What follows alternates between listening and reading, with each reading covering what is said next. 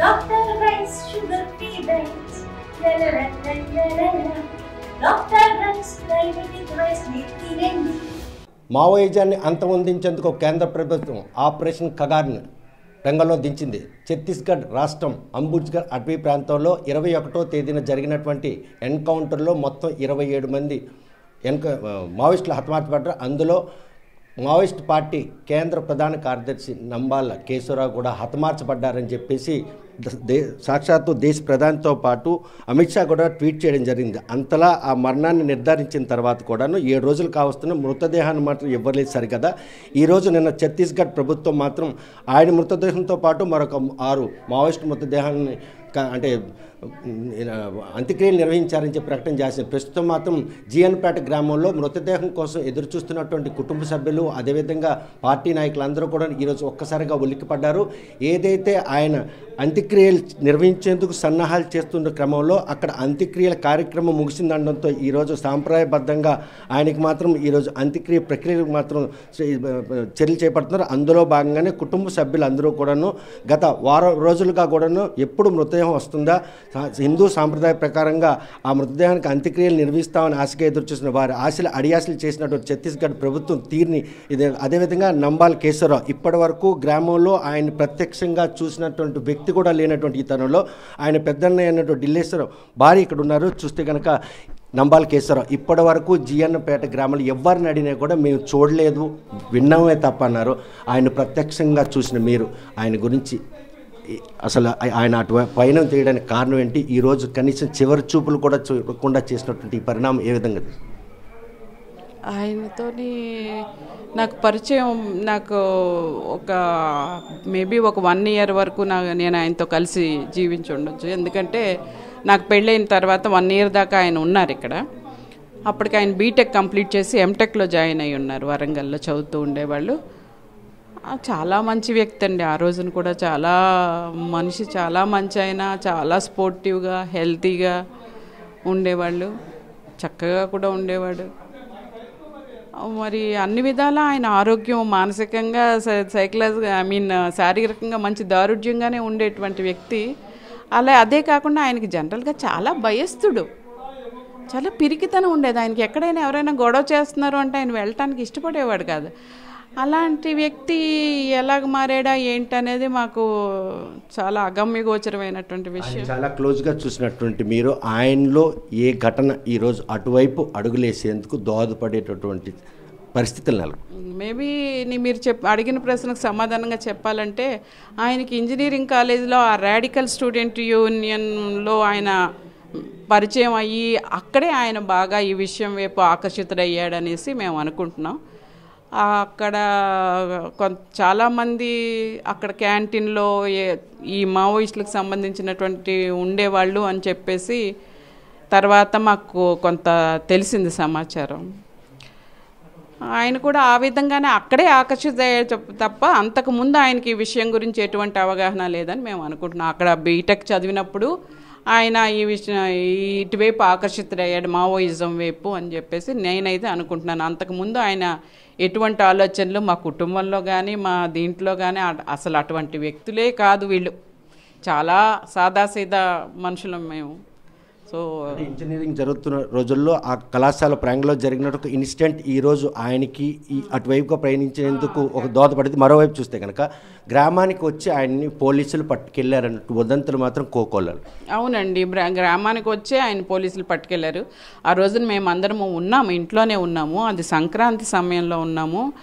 అప్పుడు ఇంట్లోనే అందరము ఉండగా పోలీసులు వచ్చారు. చిన్న గ్రామం కదా, పోలీసులు వచ్చారంటే అందరూ కూడా ఎవరు అంటే కేశవరావు కోసం పోలీసులు వచ్చారు. ఆయన అప్పటికి ఏం చేస్తున్నాడంటే మాకు నూర్పుల టైం అప్పుడు, అంటే ధాన్యము నూరుస్తున్నారా కళ్ళంలో ఉన్నారు, పని చేసుకుంటే పోలీసులు వచ్చి ఇలాగా ఒక నంబాల కేశవరావు అంటే కారణం ఏంటంటే ఆయన మాకు బంధువులు ఈ గ్రామం ఆయన ఒక ఆయన డిఎస్పీగా రిటైర్ అయి ఉన్నారు. అప్పటికి ఆయనతో పాటు పోలీసులు వచ్చారనమాట. యాక్చువల్గా ఆయన ద్వారా మాకు తెలిసిన సమాచారం అంటే ఏంటంటే ఈయన రాడికల్ స్టూడెంట్ యూనియన్ మెంబర్గా ఉన్నాడు.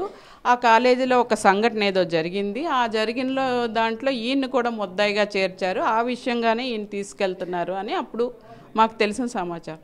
ఆ తర్వాత ఆయన వరంగల్ తీసుకెళ్ళాక వాళ్ళ నా అన్నయ్య కూడా వరంగల్ వెళ్ళారు, ఎక్కడ ఉంచారు అక్కడ ఉంచారు పోలీసులు. ఆయన 4-5 స్టేషన్లు పోలీస్ స్టేషన్లు తిప్పి చివరికి ఆయన కనిపించారట ఆ రోజున కూడా.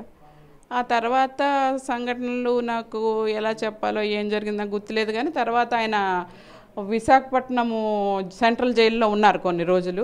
ఆ విశాఖపట్నం సెంట్రల్ జైల్లో ఉన్నప్పుడు అది 2 టౌన్, అదే మన జైల్ రోడ్ అంటాం కదా, అక్కడే కదా. మేము ఆ దగ్గరలోనే డాబా గార్డెన్స్ ఏరియాలోనే మేము ఉండేవాళ్ళం. ఉండేటప్పుడు ఆయనకి తరచుగా మేము ఆయన జైల్లో ఉన్ననాళ్ళు మేము అవకాశం ఉన్నప్పుడల్లా కలిసేవాళ్ళం. మాకు జస్ట్ వాకబుల్ డిస్టెన్స్. అది ఏ ఇయర్ ఉంటుంది ఇప్పటి వరకు? జిఎన్పేట 1980 అండి, 1980లో అది జరిగింది. ఆ తర్వాత బెయిల్ నుండి బయటకు వచ్చిన తర్వాత ఆయన ఏమైనా ఇటువైపు రావడం జరిగిందే, మళ్ళీ ఇంకా వెనక్కి తిరిగి చూడకుండా వెళ్ళిపోయిన పని? అసలు ఆ రోజు మేము ఇన్నిసార్లు వెళ్తూ ఉండేవాళ్ళం అని చెప్తున్నాను కదా. బహుశా 82లోనో 83లో నాకు గుర్తులేదు. ఆయన అంటే కొన్నాళ్ళు జైల్లో ఉన్నాక ఈయన్ని రిలీవ్ చేసేస్తున్నామని మాకు తెలిసింది విషయం. రిలీవ్ చేసేస్తుంటే మేము కూడా నెక్స్ట్ డే వెళ్ళి ఆయన తీసుకొద్దాం, రేపు రిలీవ్ చేస్తారని చెప్పారు. మరుసటి రోజు మేము వెళ్ళి తీసుకొద్దాం అనే ఉద్దేశంతో వాళ్ళ నాన్నగారు, వాళ్ళ అన్నయ్య, నేను, వాళ్ళ మదరు కలిసి పోలీస్ స్టేషన్కి, జైలుకి వెళ్ళాము, సెంట్రల్ జైలుకి. వెళ్ళేసరికి మేము మార్నింగ్ 8 o'clock ఏదో వెళ్ళినట్టున్నాము, నాకు బాగా గుర్తు. వెళ్ళేసరికి అప్పుడు ఆయన కేశవరావు గారు లేరు, వెళ్ళిపోయారు, ఆల్రెడీ రిలీవ్ అయ్యాను. ఎక్కడికి వెళ్ళారు ఏంటి ఇంకా తర్వాత సమాచారం లేదు ఆ టైం నుంచి. అంతలా విప్లవ వాళ్ళకి కరెక్ట్ అయిన ఆయన అడవుబాటు పట్టి ఎన్నేళ్ళు అయింది, ఈరోజు ఆయన ఎన్కౌంటర్ చేయబడ్డానని సాక్షాత్ దేశ ప్రధాని ట్వీట్ చేసినప్పుడు కూడా భౌతికాయాన్ని బంధువులు ఎవరూ రాలేదు, అందుకే మేము అక్కడ అంత్యక్రియలు నిర్వహించాలని ఛత్తీస్గఢ్ ప్రభుత్వం చెప్తుంది. దాన్ని ఏ విధంగా తీసుకోవచ్చు? మీరు ఎటువంటి ప్రయత్నాలు? మేము చాలా ప్రయత్నాలు చేశామండి. మాకు తెలిసిన క్షణం ముందంతా యాక్చువల్గా న్యూస్ రాగానే మేము ముందు నమ్మలేదు. ఎందుకంటే 2-3 నెలల క్రితం ఇలాంటి న్యూస్ కేశవరావు చనిపోయారని వచ్చింది కదా, ఇదంతా మళ్ళీ ఇలాగేంటి అని చెప్పేసి మేము నమ్మలేదు. ఇదేదో మళ్ళీ అలాంటి ఫేక్ న్యూస్ అనుకున్నాం. బట్ ఎప్పుడైతే అమిత్ షా గారు ఇలాగా చెప్పడం జరిగిందో, వార్తలన్నీ ఆయన బాడీని కూడా చూపించడం జరిగిందో, నమ్మక తప్పలేదు. మరి నమ్మిన ఆ క్షణం నుంచి మేము ఆ మరుసటి రోజు నుంచి ఊరు నుంచి వచ్చేసి ఇక్కడికి ఆయన బాడీ తెచ్చుకోవాలి, చెయ్యాలి అనే ఉద్దేశంతో మేము వస్తుంటేనే మధ్యలో మేము శ్రీకాకుళం ఎస్పీ గారిని కూడా కలవడం జరిగింది, బాడీని ఇచ్చేయమని రిక్వెస్ట్ చేయడానికి అని చెప్పేసి. ఆయనకి చెప్పాము, మా తరపున రిక్వెస్ట్ చేసాము ఇచ్చేయమని జరిగింది. ఆయన ఏమన్నారంటే, రిక్వెస్ట్ చేసినా సరే మీకు బాడీ ఇవ్వడానికి ఏమి ఉండదు, పోస్ట్ మార్టం అయిపోగానే ఇచ్చేస్తారు, కానీ ఇక్కడికి బాడీని తీసుకురావడానికి అనుమతి అనే విషయంలో నేను పై వాళ్ళ ఇది తీసుకోవాలి, ఆ విషయం నేను చెప్పలేను డెఫినెట్గా అని చెప్పి 2-3 సార్లు ఆయన అదే విషయాన్ని స్ట్రెస్ చేసి చెప్పారు. న్యాయస్థానాన్ని ఆశ్రయించాల్సిన అవసరం ఎందుకు? మృతదేహం ఎప్పుడైతే మాకు ఇటు పోలీసు ఇలాగ చెప్పింగానే మేము వెంటనే ఆయనకు అప్పుడే చెప్పాం, అదే కండిషన్ అయితే మేము న్యాయస్థానాన్ని ఆశ్రయించాల్సి వస్తుంది కదండి అన్నాము. అంటే మరి ఆయన ఏమనలేకపోయారు. తర్వాత మేము న్యాయస్థానాన్ని ఆశ్రయించడం మీకు అందరికీ తెలిసిన విషయమే, ఆర్డర్ వచ్చిన విషయము మీకు అందరికీ తెలిసిన విషయమే. అయినప్పటికీ ఆర్డర్ పట్టుకుని కావాల్సిన కాగితాలన్నీ పట్టుకుని, కోర్టు ఆర్డర్ పట్టుకుని కావాల్సిన కాగితాలన్నీ పట్టుకుని వాళ్ళకి ఆధార్ కార్డులు అన్నీ ఇచ్చి కోటబొమ్మాళి పోలీస్ స్టేషన్లో ఇన్ఫామ్ చేసి ఈ మనుషుల్ని విత్ ఫ్రీజర్ అంబులెన్స్తో కలిపి పంపించాము. ఇప్పటికి 4 రోజులు అవుతుంది, మనుషులు అక్కడే ఉన్నారు. మరి మనుషులు రాలేదు కాబట్టి దహనం చేసేస్తున్నాము అంటే మనం ఏం చెప్పాలి? ఏది నిజం? మరి మా మనుషులు అక్కడే ఉన్నారు, ఇప్పుడు కూడా మాట్లాడుతున్నారు. మీరు కూడా మీడియాలో వాళ్ళతో మాట్లాడారు అక్కడ ఉన్న వాళ్ళతోటి. మరి మనుషులు రాలేదు కాబట్టి ఇచ్చేస్తున్నామంటే ఇదేంటి నమ్మాల్సిన విషయం? కాకపోతే న్యాయస్థానం ఒక ఆదేశాలు ఇచ్చిన దాంట్లో ఒక స్పష్టమైనటువంటి ఆదేశాలు, కేవలం మృతదేహాన్ని బంధువులకు అప్పచెప్తాం, ప్రక్రియ పూర్తి కావాల్సి ఉంది, పోస్ట్ మార్టం పూర్తయిన తర్వాత కేవలం మీకు అప్పచెప్తే ఛత్తీస్గఢ్లో మాత్రమే అంత్యక్రియలు నిర్వహించుకోవాలి, కానీ శ్రీకాకుళం జిల్లా ఆయన స్వగ్రామం తేడానికి తీసుకెళ్లని కోర్టు అనుమతి ఇవ్వకపోవడంతోనే ఇలా మెలికి తిరిగే పరిస్థితి ఉంది. కాదండి, అది కంప్లీట్గా కాదు. కోర్టు ఆర్డర్లో ఇచ్చారు ఏంటంటే ఏ జ్యూరిడిక్షన్కి సంబంధించిన విషయం అని కాదు, ఎక్కడని కాదు, కోర్టు బంధువులకి అప్పచెప్పాల్సిందే, జ్యూరిడిక్షన్తో సంబంధం లేదని వాళ్ళు ఇచ్చారండి. కాబట్టి మనం అక్కడ ఇక్కడ అనే విషయానికి అసలు క్వశ్చనే లేదు. కానీ బంధువులుగా మీకు కూడా ప్రశ్నలు అక్కడ ఎదురు చూడపడాల్సింది.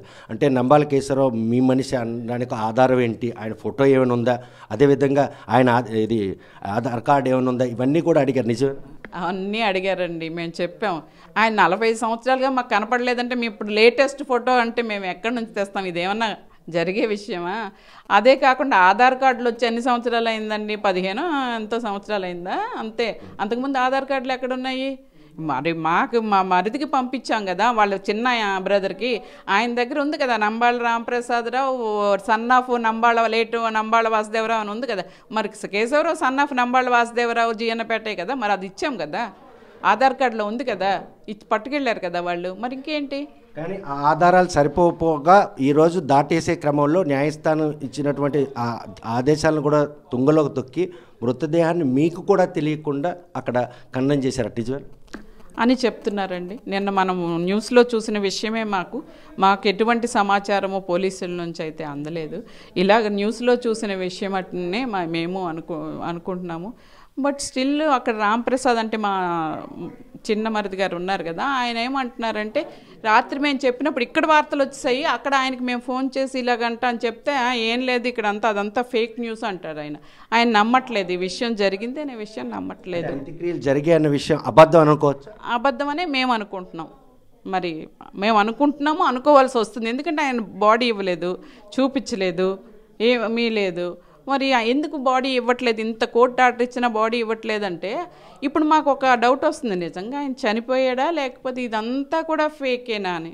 ఈ న్యూస్ అంతా కూడా అబద్ధమేనా ఏంటి అనేది కూడా మాకు ఇంతలా కేశవరావు మృతదేహాన్ని కూడాను రాజకీయ ఒత్తిడి కారణంగా బంధువులకి అదేవిధంగా మిత్రగణానికి అంతిమ చూపులు చూసే అవకాశం లేకుండా అంతిమ సంస్కారాన్ని నోచుకోలేని పరిస్థితి తీసుకొచ్చి ఆయన ఏ తప్పు చేశారని ఇటువంటి కఠిన నిర్ణయాలతో కేంద్ర రాష్ట్ర ప్రభుత్వాల ముందుకి అది మరి మేము చెప్పలేని విషయం అండి.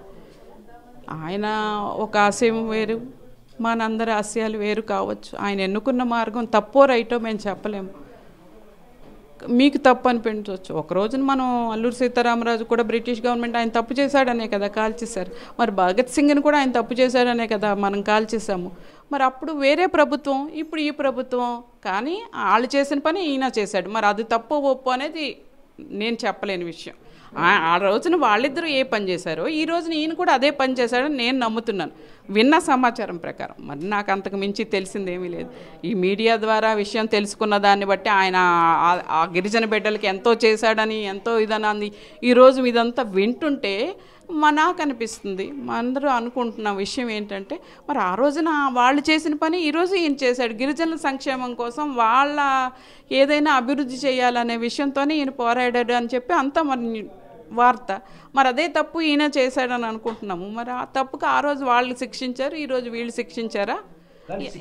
శిక్షించడంలో కూడా ఒక కక్ష సాధింపు చర్య కనిపిస్తుంది. చనిపోయారని నిర్ధారించిన మృతదేహాన్ని బంధువులకు అప్పచెప్పకుండా ఆ దాన సంస్కారాల కార్యక్రమాన్ని అక్కడ నిర్వహించడం వెనక ఇటు ఆయన అభిమానులు కావచ్చు, ఆ భావజాలు ఉన్నవారు, మీ కుటుంబ సభ్యులు కూడా తీవ్ర మదనపాటుకు గురు. చాలా చాలా అండి, ఇది మాకందరికీ కూడా హృదయాలను కలిచివేస్తున్నటువంటి విషయం. ఏం జరిగిందో తెలీదు. పోనీ చనిపోయారని చెప్పారు కదా, ఆఖరిసారిగా చివరిసారిగా ఇప్పుడు మా పిల్లలు ఉన్నారు, నెక్స్ట్ జనరేషన్, ఆయన్ని చూడలేదు. వాళ్ళకి తెలిసింది ఏంటంటే జస్ట్ మా చిన్నాన్న మావోయిస్ట్గా ఉన్నారు, కేశవరావు మా చిన్నాన్న, మా మామయ్య అని మాత్రమే మా నెక్స్ట్ జనరేషన్ పిల్లలకి తెలుసు. అంతేగాని వాళ్ళు ఆయన్ని చూడలేదు. అయితే మరి ఇప్పుడు ఈ సమాచారం తెలిసిన తర్వాత ఆయన గురించి ఒకటే మీడియాలు, అన్ని రకాల మీడియాల్లో వింటుంటే వాళ్ళు ఆశ్చర్యపోతున్నారు. ఓహో, మా చిన్నాన్న ఇంత గొప్ప వ్యక్తా అని వాళ్ళు ఆశ్చర్యపోతున్నారు. అంతా చూసేసి అయితే ఇంత గొప్ప వ్యక్తి మా రక్త సంబంధికుడు అయిన ముందుకు మేము ఎంతో ఒక విధంగా గొప్పగానే ఫీల్ అవుతున్నాం మాకు. కాబట్టి కనీసం ఆయన చివరి చూపు ఒక్కసారి మేము చూడలేదు కదా, ఆయన మొహం చూద్దాం, ఒక్కసారి ఆయన చూసుకుందాం అని వాళ్ళు అందరూ కూడా ఎదురు చూస్తున్నారండి. మేమందరం కూడా పడిగాపులు పడి ఎదురు చూస్తున్నాం. మా పిల్లలు చాలామంది యుఎస్ఏలో ఉన్నవాళ్ళు కూడా వచ్చేస్తున్నారు. అలాగే మా ఇక్కడ ఉన్న వాళ్ళు కూడా అందరూ కూడా ఎదురు చూపులు చూసి ఇక్కడే ఉండేవాళ్ళు. ఇక్కడ మళ్ళీ పనులు చూసుకోవడానికి వెళ్ళి మా అమ్మాయి కూడా ఇప్పుడు వస్తుంది. సో మేమందరము కూడా చాలా చాలా మాకు ఇది, మేము అంత తప్పేం చేశామో, ఎందుకు భగవంతుడు ఈ శిక్ష వేశాడా, ప్రజలు వేసారా ఈ శిక్ష, లేకపోతే ప్రభుత్వం వేసిందా, ఎవరు వేశారు మాకు ఈ శిక్ష, మేము చేసిన నేరం ఏంటి? ఆయన ఏదో ఆ భావజాలం ఎన్నుకున్నాడు కానీ మేమెవరూ అందులోకి వెళ్ళలేదు కదా. మేమందరము మీతో పాటు ప్రభుత్వ ఉద్యోగులు, మేము ప్రభుత్వమే కదా, ప్రభుత్వ ఉద్యోగం అంటే మేము ప్రభుత్వమే కదా, పార్ట్ ఆఫ్ ద గవర్నమెంటే కదా. మరి మాకెందుకు ఈ శిక్ష? ఒక్కసారి బాడీ చూసుకుని ఆయనకి మా ఆచార వ్యవహారాల పద్ధతుల్లో ఏదో చేసేస్తే మాకు తృప్తి. కానీ ఆశలను అడియాసలు చేసి ఈరోజు అక్కడ దాన సంస్కారం నిర్వహించారనే విషయం తెలిసిన వెంటనే అక్కడ ఉన్న రాంప్రసాద్ కావచ్చు, ఇక్కడ ఆయన కావచ్చు, మీరు కావచ్చు, కుటుంబ సభ్యులందరూతో పాటు ఈరోజు 2 తెలుగు రాష్ట్రాల నుండి చాలామంది ఆయన చివరి చూపులు చూడడానికి ఘనంగా నివాళులు అర్పించారు. వారి ఆశలన్నీ అడియాసలు అనుకోవచ్చు, ఇంకా ఆశగా మృతదేహం వస్తుందన్నటువంటి ఒక ఆశలు ఎక్కడైనా చిగురించి. ఇప్పుడైతే నాకైతే ఏమీ ఆశ అనిపించట్లేదండి. ఇంతలా చేసిన వాళ్ళు ఇంకా మనకి రానిస్తారా, ఇంకా మనకి చూపిస్తారా?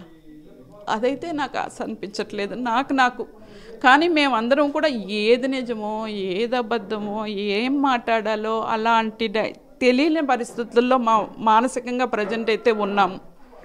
అది చూస్తే కనుక నంబాల కేశవరావును దగ్గరుండి చూసిన వదిన ఈరోజు ఆయన వరంగల్ కాలేజీలో జరిగిన ఘటన తర్వాత పోలీసులు ఆయన తీసుకెళ్ళిన ఆయన విశాఖపట్నం సెంట్రల్ జైల్లో ఉన్నప్పుడు దపదపాలుగా కలిసి ఆయన బెయిల్పై బయటకు వస్తారని చెప్పి ఆయన తీసుకొద్దామని వెళ్ళిన ఆయనకు మాత్రం అక్కడి నుంచి వీరెవరికి కనబడంత దూరం వెళ్ళిపోయారు. 45 ఏళ్ళుగా ఇంటి నుండి దూరమైనటువంటి నంబాల కేశవరావు ఎన్కౌంటర్ చేయబడ్డారన్న క్షణం నుంచి ఆయన భౌతిక ఆయన కోసం చేయని ప్రయత్నం అంటూ లేదు. చివరికి జిల్లా పోలీసులు సైతం లా అండ్ ఆర్డర్ నిఘాగతం కలుగుతుందని చెప్పడంతో మాత్రం భౌతిక ఆయన స్వగ్రామం తెచ్చే అవకాశం లేని చెప్పడంతో న్యాయస్థానాన్ని ఆశ్రయించి న్యాయస్థానం కూడా భౌతిక కాయాన్ని అప్పచెప్పాలి బంధువులకని ఒక నిర్దేశమైనటువంటి ఒక జడ్జిమెంట్ ఇచ్చినా కూడాను ఛత్తీస్గఢ్ ప్రభుత్వం మాత్రం ఈరోజు ఆపరేషన్ కగార్ని సక్సెస్ చేసేందుకు చేసిన ప్రయత్నంలో పెద్ద తలకాయగా 2 కోట్ల రూపాయల రివార్డు ఉన్నటువంటి కేశవరావును మాత్రం ఎట్టి పరిస్థితులు భౌతిక ఆయన బంధువులు ఇవ్వకూడదు, ఆయనకి మళ్ళీ అంతిమయాత్రలో తదనటువంటి గౌరవం లభించకూడదనే ఉద్దేశంతోనే ఈరోజు ఆ భౌతిక ఆయన్ని అక్కడ అంత్యక్రియ నియమించారనే ప్రకటన మాత్రం ఇప్పుడు కూడా నమ్మశక్యంగా లేదు. కాకపోతే ఈ రోజుకైనా సరే ఆయన వస్తారన్నట్టు ఆశగా ఎదురు చూస్తున్న వారి ఆశలను అడిగేట్ చేసినటువంటి వారి తాలూకు తీరుని మాత్రం బంధువులంతా తీవ్రంగా తప్పుపడుతున్నారు. మరోవైపు చూస్తే కనుక 2 తెలుగు రాష్ట్రాల్లో వచ్చినటువంటి పౌర సంఘాల నేతలు కావచ్చు, అదేవిధంగా పార్టీ నాయకులందరూ కూడాను ఈరోజు బడ్డుపాడులో మాత్రం ఆయనకి సంస్మరణ సభను ఏర్పాటు చేశారు. అక్కడ కూడా ఎటువంటి అసౌకర్యం కలుగుతున్నటువంటి ఒక పరిణామం చోటు చేసుకుంది. ఈరోజు కేశవరావు భౌతిక కాయం జిఎన్పేట వస్తుందన్నట్టు ఆశకేసిన గ్రామ ప్రజలతో పాటు బంధువులు కూడా తీవ్ర మనస్తాపన గురి చేసిందని వదిన ఆవేదన వ్యక్తం చేస్తున్నారు. జిఎన్పేట నుండి వీడియో జర్నలిస్ట్ రామకృష్ణతో సత్యం, RTV శ్రీకాకుళం. ఇండియా పాకిస్తాన్ ఉద్రిక్తతలపై లేటెస్ట్ అప్డేట్స్ కోసం డౌన్లోడ్ చేసుకోండి RTV లైవ్ యాప్.